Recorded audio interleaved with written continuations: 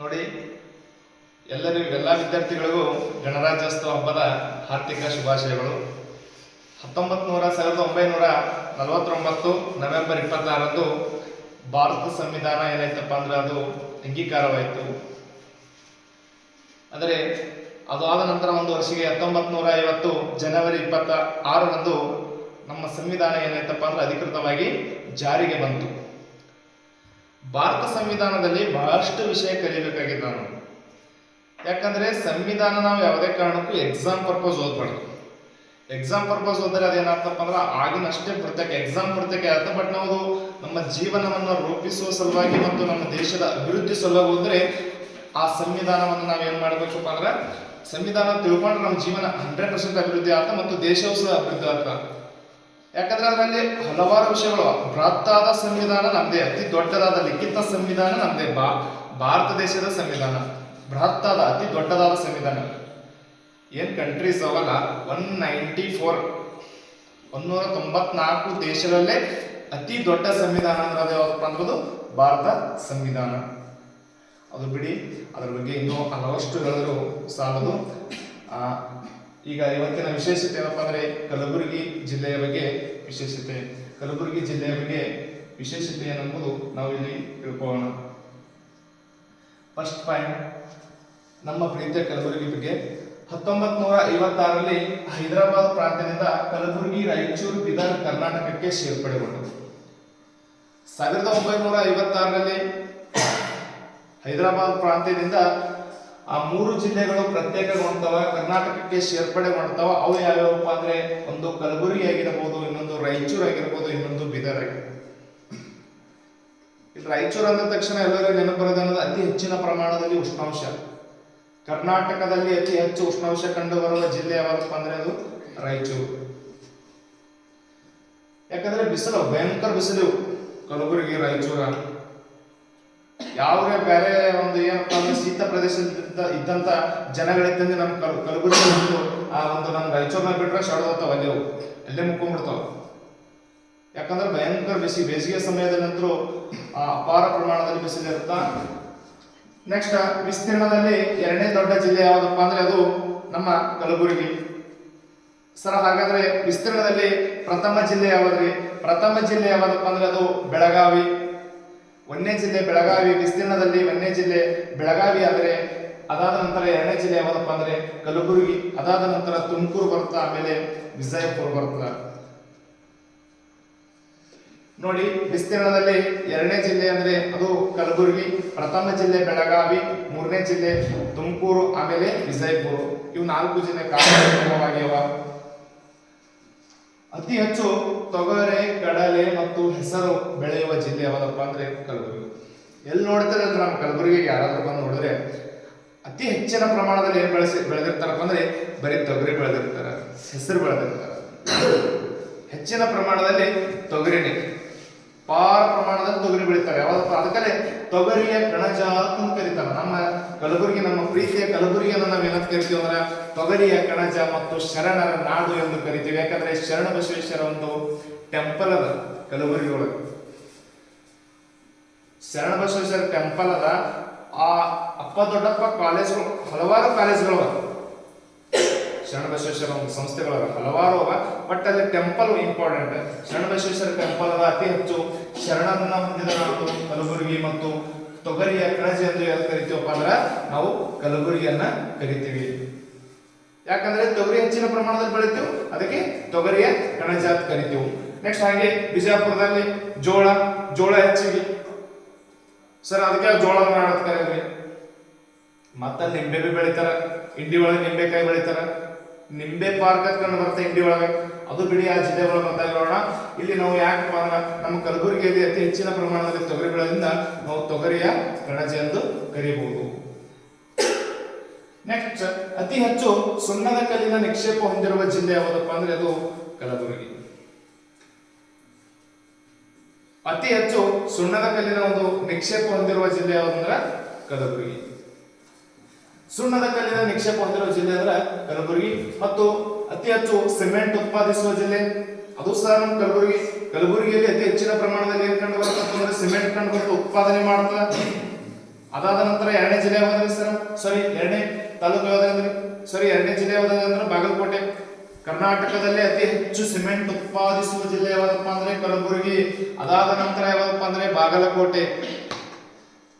ಕಲಬುರಗಿಯಲ್ಲಿ ಅತಿ ಹೆಚ್ಚಿನ ಪ್ರಮಾಣದಲ್ಲಿ ಸಿಮೆಂಟ್ ಉತ್ಪಾದನೆ ಆಗ್ತದ. ಅದಾದ ನಂತರ ಎರಡನೇ ಜಿಲ್ಲೆ ಯಾವ್ದಪ್ಪ ಅಂದ್ರೆ ಕರ್ನಾಟಕದಲ್ಲಿ ಬಾಗಲಕೋಟೆ.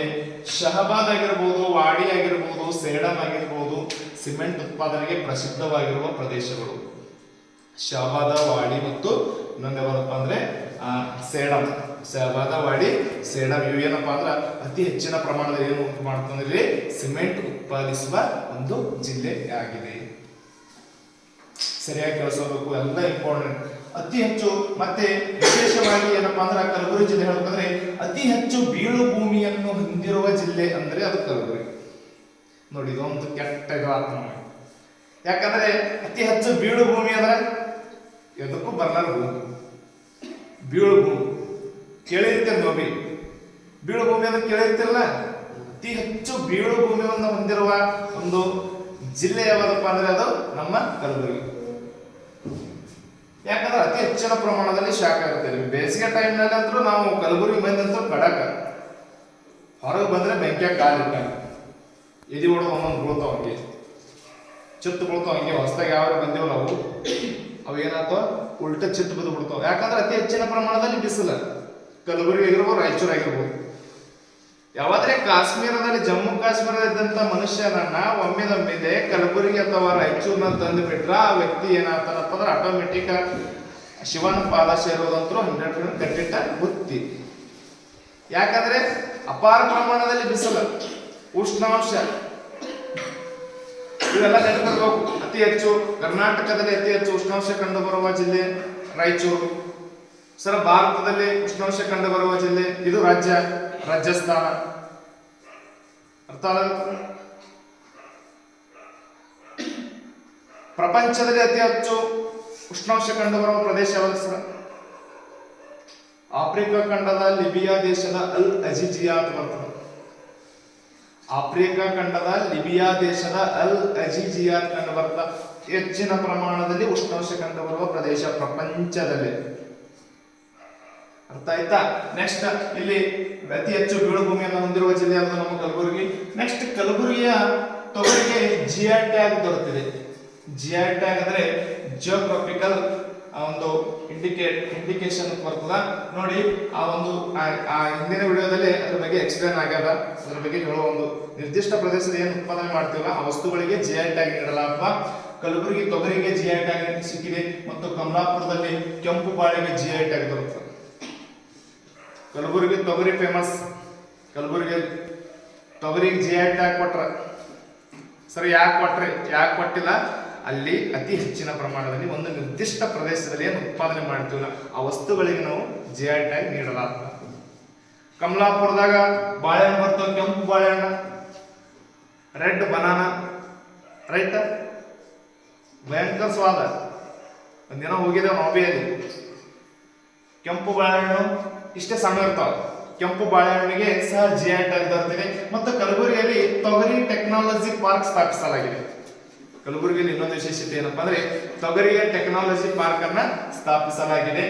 ಮೊದಲ ಹತ್ತಿ ಬಟ್ಟೆ ಕಾರ್ಖಾನೆ ಕಲಬುರಗಿಯ ಎಂಎಸ್ಕೆ ಮಿಲ್ ನಲ್ಲಿ ಪ್ರಾರಂಭಗೊಂಡಿತು. ನೋಡಿ, ಇದೊಂದು ವಿಶೇಷತೆ. ಮೊದಲು ಹತ್ತಿ ಬಟ್ಟೆ ಕಾರ್ಖಾನೆ ಎಲ್ಲಿ ಒಂದು ಪ್ರಾರಂಭವಾಯ್ತಪ್ಪ ಅಂದ್ರೆ ಕಲಬುರಗಿಯ ಎಂಎಸ್ಕೆ ಮಿಲ್ ಅಂತ ಬರ್ತದೆ. ಎಂಎಸ್ಕೆ ಮಿಲ್ ಅಲ್ಲಿ ಮೊದಲ ಒಂದು ಹತ್ತಿ ಬಟ್ಟೆ ಕಾರ್ಖಾನೆಯನ್ನ ಪ್ರಾರಂಭಗೊಂಡಿತು. ಕರ್ನಾಟಕದಲ್ಲಿ ಮೊದಲ ದೂರದರ್ಶನ ಕೇಂದ್ರ 1971ರಲ್ಲಿ ಕಲಬುರಗಿಯಲ್ಲಿ ಸ್ಥಾಪನೆ ಮಾಡಲಾಯಿತು. 1971ರಲ್ಲಿ ಕಲಬುರಗಿಯಲ್ಲಿ ಮೊಟ್ಟ ಮೊದಲು ನೋಡಿ, ಕರ್ನಾಟಕದಲ್ಲೇ ಮೊದಲ ಫಸ್ಟಿಗೆ ಕರ್ನಾಟಕದಲ್ಲೇ ದೂರದರ್ಶನ ಎಲ್ಲಿ ಆರಂಭ ಮಾಡಿದ್ರಪ್ಪ ಅಂದ್ರೆ ಅದು ನಮ್ಮ ಪ್ರೀತಿಯ ಕಲಬುರಗಿಯಲ್ಲಿ ಆರಂಭ ಆಯಿತು. ಎಷ್ಟರಾಗ? 1971ರಲ್ಲಿ ಕಲಬುರಗಿಯಲ್ಲಿ ದೂರದರ್ಶನ ಏನಪ್ಪಾ ಅಂದ್ರೆ ಕೇಂದ್ರ ಸ್ಥಾಪನೆ ಮಾಡಲಾಗ್ತದ. ಮತ್ತೆ ವಿಶೇಷತೆ ಅಂದ್ರೆ ಆ ಕಲಬುರಗಿಯಲ್ಲಿ ಇನ್ನೊಂದು ಒಂದು ಪ್ರವಾಸಿ ಸ್ಥಳ ಬುದ್ಧ ವಿಹಾರವನ್ನು ಅಲ್ಲಿ ನಾವು ಕಾಣಬಹುದು. ಕಲಬುರಗಿಯಲ್ಲಿ ಇತ್ತೀಚೆಗೆ ಒಂದು ವಿಮಾನ ನಿಲ್ದಾಣ ಕಲಬುರಗಿಯಲ್ಲಿ ವಿಮಾನ ನಿಲ್ದಾಣ ಸ್ಥಾಪನೆ ಆಗ್ಯದ. ನೋಡಿ ಎಷ್ಟು ಅಭಿವೃದ್ಧಿ ಬಂದದ ನೋಡ್ರಿ. ಮತ್ತು ESI ಹಾಸ್ಪಿಟಲ್ ಭಯಂಕರ ದೊಡ್ಡದು. ESI ಹಾಸ್ಪಿಟಲ್ ಆಗಿರ್ಬೋದು. ಮತ್ತು ಆ ವಿಮಾನ ನಿಲ್ದಾಣ ಸ್ಥಾಪಿಸಲಾಗಿದೆ ಕಲಬುರಗಿಯಲ್ಲಿ. ಹೋದ್ರಂದ್ರೆ ನೀವು ನೋಡ್ಕೊಂಬರ್ರಿ, ಚಲೋ ವಿಮಾನ ನಿಲ್ದಾಣ ಸ್ಥಾಪಿಸಲಾಗಿದೆ. ಮತ್ತು ಇದು ಮುಖ್ಯ ಪಾಯಿಂಟ್, 2008ರಲ್ಲಿ ಕಲಬುರಗಿ ಮತ್ತು ಧಾರವಾಡಗಳಲ್ಲಿ ಹೈಕೋರ್ಟ್ ಪೀಠ ಸ್ಥಾಪಿಸಲಾಗಿದೆ. ಹೈಕೋರ್ಟ್ ಪೀಠಗಳನ್ನ ಸ್ಥಾಪನೆ ಮಾಡ್ತಾರ. ಎಷ್ಟರಲ್ಲಿ ಸರ? 2008ರಲ್ಲಿ ಕಲಬುರಗಿಗೆ ಒಂದು, ಮತ್ತೆ ಎಲ್ಲಪ್ಪ ಅಂದ್ರ ಧಾರವಾಡದಲ್ಲಿ. ಹೈಕೋರ್ಟ್ ಎಲ್ಲಿ ಕಂಡು ಬರ್ತದ? ಬೆಂಗಳೂರು, ರೈಟ್. ಬೆಂಗಳೂರಲ್ಲಿ ಹೈಕೋರ್ಟ್ ಕಂಡು ಬರ್ತದ. ಏನಾದ್ರೂ ಪ್ರಾಬ್ಲಮ್ ಆಗ್ಲಕತ್ತಂದ್ರೆ ಜನ ಹೆಚ್ಚಿನ ಪ್ರಮಾಣ ಹೈಕೋರ್ಟ್ ಹೋಗೋ ಬಹಳ ಒಂದು ದೂರದ ಒಂದು ಊರಾಗಿತ್ತು ಬೆಂಗಳೂರು. ಅದ್ರ ಸಲುವಾಗಿ 2 ಪೀಠಗಳನ್ನ ಸ್ಥಾಪನೆ ಮಾಡ್ತಾರ. ಒಂದು ಕಲಬುರಗಿ, ಇನ್ನೊಂದು ಯಾವ್ದಪ್ಪ ಅಂದ್ರ ಧಾರವಾಡ. ಎಷ್ಟರಂದ್ರ 2008ರಲ್ಲಿ ಸ್ಥಾಪನೆ ಆಗ್ತದ. ನೆಕ್ಸ್ಟ್ 2008ರಲ್ಲಿ ಕೇಂದ್ರೀಯ ವಿಶ್ವವಿದ್ಯಾಲಯ ಸ್ಥಾಪನೆ ಆಗ್ತದ ಕಲಬುರಗಿಯಲ್ಲಿ. ಇದೊಂದು ಪಾಯಿಂಟ್. 2008ರಲ್ಲಿ ಮತ್ತೇನು ಯಾವ್ದಪ್ಪ ಅಂದ್ರ ಕೇಂದ್ರೀಯ ವಿಶ್ವವಿದ್ಯಾಲಯ ಸ್ಥಾಪನೆ ಆಗ್ತದ. ಕಲಬುರಗಿ ಬಹುಮನಿ ಸಾಮ್ರಾಜ್ಯದ ರಾಜಧಾನಿ ಆಗಿತ್ತು. ಇಲ್ಲಿ ನೋಡಿ ಇಂಪಾರ್ಟೆಂಟ್ ಅದ, ಹಿಸ್ಟ್ರಿ ಸಂಬಂಧಪಟ್ಟಿದ್ದು. ಬಹುಮನಿ ಸಾಮ್ರಾಜ್ಯದ ಮೊಟ್ಟ ಮೊದಲ ರಾಜಧಾನಿ ಕಲಬುರಗಿ. ಅದಾದ ನಂತರ 2ನೇ ರಾಜಧಾನಿ ಬೀದರ. ಕಲಬುರಗಿ ಪ್ರಥಮ ರಾಜಧಾನಿ ಆದ್ರೆ ಬಹುಮನಿ ಸಾಮ್ರಾಜ್ಯದ. ಅದಾದ ನಂತರ 2ನೇ ರಾಜಧಾನಿ ಯಾವ್ದಪ್ಪ ಅಂದ್ರೆ ಅದು ಬೀದರ್ ಸ್ನೇಹಿತರೆ. ನೆಕ್ಸ್ಟ್ 1347ರಲ್ಲಿ ಈ ಒಂದು ಬಹುಮನಿ ಸಾಮ್ರಾಜ್ಯವನ್ನು ಸ್ಥಾಪನೆ ಮಾಡ್ತಾನ. ಯಾರಪ್ಪ ಅಂದ್ರೆ ಪುಣ್ಯಾತ್ಮ ಅಲ್ಲಾವುದ್ದೀನ್ ಹಸನ್ ಗಂಗು ಬಹುಮನ್ ಶಾ.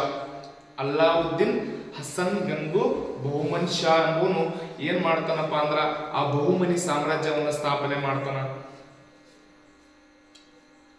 ನೆಕ್ಸ್ಟ್ ಕಲಬುರಗಿಯಲ್ಲಿ ಖ್ವಾಜಾ ಬಂದೇ ನವಾಜ್ ದರ್ಗಾ ಕಂಡು ಬರುತ್ತದೆ. ಇದು ಫೇಮಸ್. ಖ್ವಾಜಾ ಬಂದೇ ನವಾಜ್ ದರ್ಗಾ ಕಂಡು ಬರ್ತದೆ. ಎಲ್ಲಪ್ಪ ಅಂದ್ರೆ ಅದು ಕಲಬುರಗಿಯಲ್ಲಿ. ಖ್ವಾಜಾ ಬಂದೇ ನವಾಜ್ ದರ್ಗಾ ಕಂಡು ಬರ್ತದೆ. ಎಲ್ಲಿ ಅಂದ್ರ ಕಲಬುರಗಿಯಲ್ಲಿ ಕಂಡು ಬರ್ತದ. ದಕ್ಷಿಣ ಭಾರತದ ಅತಿ ದೊಡ್ಡ ಮಸೀದಿ ಜಾಮಿಯಾ ಮಸೀದಿ ಇದೆ. ಇದು ಬಹಳ ಇಂಪಾರ್ಟೆಂಟ್. ದಕ್ಷಿಣ ಭಾರತ, ಉತ್ತರ ಭಾರತ, ದಕ್ಷಿಣ ಭಾರತ 2 ಡಿವೈಡ್ ಆಗ್ತಾವ. ದಕ್ಷಿಣ ಭಾರತದಲ್ಲೇ ಅತಿ ದೊಡ್ಡ ಮಸೀದಿ ಯಾವ್ದಪ್ಪ ಅಂದ್ರೆ ಜಾಮಿಯಾ ಮಸೀದಿ. ಅದು ಎಲ್ಲಿ ಅದ ಅಂದ್ರ ನಮ್ಮ ಪ್ರೀತಿಯ ಜಿಲ್ಲೆ ಯಾವ್ದಪ್ಪ ಅಂದ್ರ ಕಲಬುರಗಿಯಲ್ಲಿ ಆ ಒಂದು ಮಸೀದಿ ಕಂಡು ಬರ್ತದೆ. ಅದರ ಹೆಸರು ಏನಪ್ಪ ಅಂದ್ರೆ ಜಾಮಿಯಾ ಮಸೀದಿ. ಯಾವುದು? ಜಾಮಿಯಾ ಮಸೀದಿ. ದಕ್ಷಿಣ ಭಾರತದ ಅತಿ ದೊಡ್ಡ ಮಸೀದಿ ಜಾಮಿಯಾ ಮಸೀದಿ ಎಲ್ಲಿ ಕಂಡು ಬರ್ತಂದ್ರೆ ಕಲಬುರಗಿಯಲ್ಲಿ ಕಂಡು ಬರ್ತದೆ. ನೆಕ್ಸ್ಟ್ ಮಾನ್ಯಕೇಟ ಕಂಡು ಬರುತ್ತಾ ಕಲಬುರಗಿ ಸೈಡ್. ಮಾನ್ಯಕೇಟ ಫೇಮಸ್. ಮಾನ್ಯಕೇಟ ರಾಷ್ಟ್ರಕೂಟರ ಒಂದು ರಾಜಧಾನಿ ಆಗಿತ್ತು. ರಾಷ್ಟ್ರಕೂಟರ ಒಂದು ರಾಜಧಾನಿ ಯಾವ್ದಪ್ಪ ಅಂದ್ರೆ ಮಾನ್ಯಕೇಟ. ಅದು ಎಲ್ಲಿ? ಕಾಗ್ನಾ ನದಿ ತೀರದಲ್ಲಿ ಕಂಡು ಬರ್ತದ. ಸ್ಥಾಪಕ ದಂತಿದುರ್ಗ. ಕರ್ನಾಟಕವನ್ನು ಆಳಿದ ಒಂದು ಸಾಮ್ರಾಜ್ಯ ರಾಷ್ಟ್ರಕೂಟರ ಒಬ್ಬ ಸ್ಥಾಪಕ ದಂತಿದುರ್ಗ. ಮತ್ತು ಸನ್ನತಿಯಲ್ಲಿ ಅಶೋಕನ ಶಾಸನ ಕಂಡು ಬರುತ್ತವೆ. ಸನ್ನತಿ ಇದು ಬಹಳ ಫೇಮಸ್. ಅಶೋಕನ ಹಲವಾರು ಶಾಸನಗಳು ಕರ್ನಾಟಕದಲ್ಲಿ ದೊರೆತವ. ಆದ್ರೆ ನಮ್ಮ ಕಲಬುರಗಿಯಲ್ಲಿ ಒಂದು ಶಾಸನ ಅದ. ಯಾವ್ದಪ್ಪ ಅಂದ್ರೆ ಅದು ಸನ್ನತಿ ಶಾಸನ.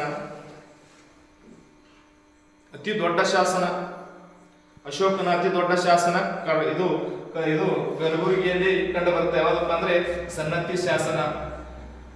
ಮತ್ತೆ ಅಶೋಕನ ಏಕೈಕ ಉಬ್ಬು ಶಿಲ್ಪ ಕಲಬುರಗಿಯ ಕನಗಿನಹಳ್ಳಿಯಲ್ಲಿ ಕಂಡು ಬರುತ್ತದೆ. ಇದೊಂದು ಪಾಯಿಂಟ್.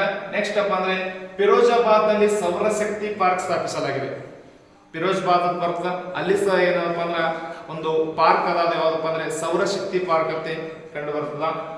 ಒಂದು ಅದು ಇಂಪಾರ್ಟೆಂಟ್. ಒಂದು ನೋಡಿ ಸ್ನೇಹಿತರೆ, ಕಲಬುರಗಿಯಲ್ಲಿ ಮತ್ತೆ 3 ನದಿಗಳು ಹರಿತವ. ಒಂದು ಭೀಮಾ ನದಿ, ಒಂದು ಕಾಗ್ನಾ ನದಿ, ಇನ್ನೊಂದು ಬೆಣ್ಣೆತೊರೆ ನದಿ. ಭೀಮಾ ನದಿ, ಕಾಗ್ನಾ ನದಿ, ಬೆಣ್ಣೆತೊರೆ ನದಿಗಳು ಕಲಬುರಗಿಯಲ್ಲಿ 3 ನದಿಗಳು ಹರಿತವ. ಒಂದು ಭೀಮಾ ನದಿ, 2 ಕಾಗ್ನಾ ನದಿ, 3 ಯಾವ್ದಪ್ಪ ಅಂದ್ರೆ ಬೆಣ್ಣೆತೊರೆ ನದಿಗಳು. ಒಂದು 3 ನದಿಗಳು ಹರಿಯುವ ಒಂದು ಜಿಲ್ಲೆ. ಬೆಣ್ಣೆತೊರೆ ನದಿಗೆ ಒಂದು ಅಣೆಕಟ್ಟನ್ನು ನಿರ್ಮಿಸಲಾಗ್ಯಾರ. ಅದ್ರ ಹೆಸರು ಏನಪ್ಪಾ ಅಂದ್ರ ಬೆಣ್ಣೆತೊರೆ ಅಣೆಕಟ್ಟು. 3 ನದಿಗಳು ಇರ್ತವೆ. ಒಂದು ಕಾಗ್ನಾ, ಭೀಮಾ, ಇನ್ನೊಂದು ಬೆಣ್ಣೆತೊರೆ. ಆ ಬೆಣ್ಣೆತೊರೆ ನದಿಗೆ ಒಂದು ಅಣೆಕಟ್ಟನ್ನು ನಿರ್ಮಿಸಲಾಗ್ಯಾರ. ಯಾವ್ದಪ್ಪ ಅಂದ್ರೆ ಅದು ಬೆಣ್ಣೆತೊರೆ ಅಣೆಕಟ್ಟು. ನೆಕ್ಸ್ಟ್ 2020ರಲ್ಲಿ 86ನೇ ಕನ್ನಡ ಸಾಹಿತ್ಯ ಸಮ್ಮೇಳನ ಕಲಬುರಗಿಯಲ್ಲಿ ನಡೀತು. ನಾವು ಹೋಗಿದ್ದೇವೆ 2020ರಲ್ಲಿ ಎಷ್ಟನೇದಪ್ಪ ಅಂದ್ರೆ 86ನೇ ಒಂದು ಕನ್ನಡ ಸಾಹಿತ್ಯ ಸಮ್ಮೇಳನ ನಡೀತದ. ಅಲ್ಲಿ ನಮ್ಮ ಕಲಬುರಗಿಯಲ್ಲಿ ನಡೀತದ. ಅಧ್ಯಕ್ಷರು ಯಾರಾಗಿದ್ದಾರಪ್ಪ ಅಂದ್ರೆ ಎಚ್.ಎಸ್. ವೆಂಕಟೇಶ ಮೂರ್ತಿ. ಯಾರಪ್ಪ ಅಂದ್ರೆ ಎಚ್.ಎಸ್. ವೆಂಕಟೇಶ ಮೂರ್ತಿ ಅವರು 86ನೇ ಕನ್ನಡ ಸಾಹಿತ್ಯ ಸಮ್ಮೇಳನ ಒಂದು ಅಧ್ಯಕ್ಷತೆಯನ್ನು ವಹಿಸ್ತಾರೆ. ಎಲ್ಲಪ್ಪ ಅಂದ್ರೆ ಕಲಬುರಗಿಯಲ್ಲಿ. ಯಾರಪ್ಪ ಅಂದ್ರೆ ಎಚ್.ಎಸ್.